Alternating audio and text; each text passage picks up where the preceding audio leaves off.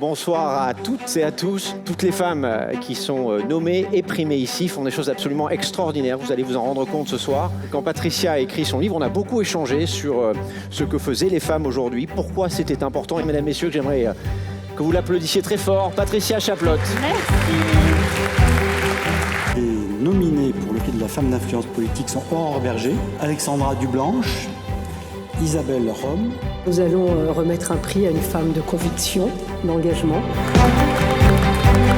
Ce prix a un goût d'autant plus particulier qu'aujourd'hui, c'est le premier jour de la semaine internationale de la lutte contre les violences faites aux femmes. Je souhaite leur dédier ce prix. Nous avons des enjeux sur le plan climatique qui sont fondamentaux.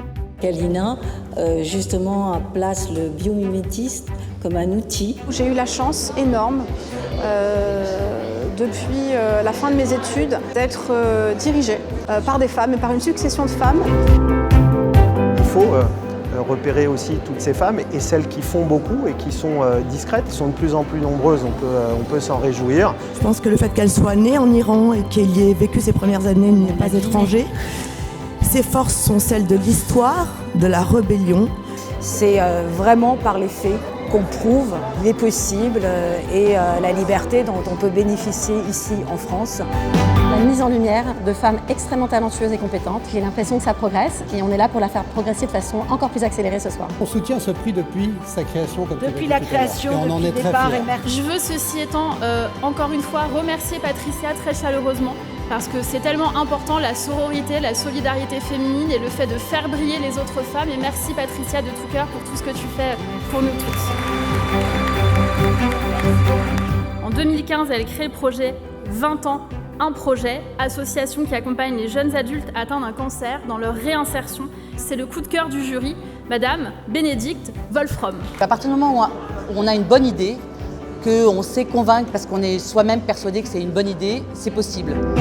Encourager ces femmes-là à aller plus loin, leur dire qu'on a repéré ce qu'elles ont commencé à faire et qu'elles en inspirent d'autres. Voilà, moi ça me plaît tout particulièrement. En 2022, il faut encore compter les femmes pour que les femmes comptent.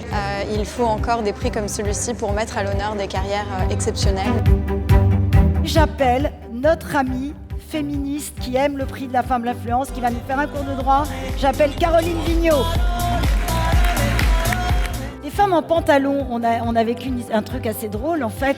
Oui. On n'avait pas le droit de porter le pantalon. Non, jusqu'en 2013. Et en fait, la loi n'avait jamais été changée, on l'avait oubliée. En fait, la loi elle a été modifiée d'abord. Des femmes comme Georges Sand ou Rosa Bonheur ont obtenu des autorisations spécifiques qu'elles allaient avoir à la préfecture de police pour avoir le droit de porter un pantalon. C'est une autorisation qui était valable 6 mois. Il fallait une raison médicale. Je vous jure, j'ai fait des recherches. Je n'ai pas trouvé la maladie. Un jour, François Mitterrand me convoque et me dit voilà, j'ai pensé à vous pour être Premier ministre.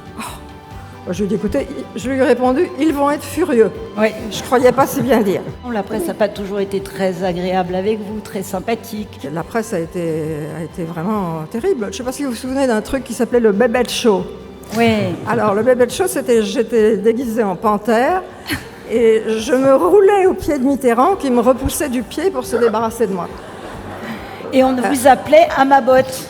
Oui, et je m'appelais Amabotte. Comme surnom Amabotte. Oui, moi, je n'ai jamais été à la botte de personne. J'étais très fière que Édith Cresson, première femme première ministre, accepte d'être là ce soir et nous parle de son passage à Matignon qui date de 1991.